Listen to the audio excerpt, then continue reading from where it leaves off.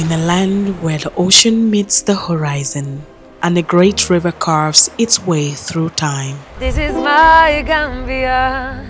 Every ripple and every wave carries a story. This is your Gambia. This is the Gambia, the smiling coast of Africa. This is our Gambia, the smiling coast of Africa.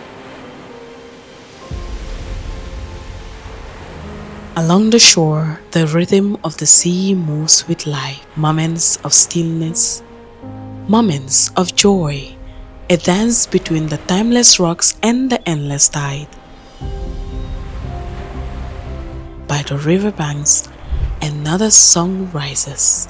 Calm waters, ancient mangroves, and journeys that flow through the heart of the land. Its waters are a living archive, holding memories unspoken, guarding the quiet watch of wildlife, and carrying forward stories of those who came before. Here, every smile is a bridge, every gathering is a celebration. Between the coast and the river, harmony lives. In the footsteps on the warm sands, in melodies carried across the breeze, in the quiet strength of a land that welcomes all.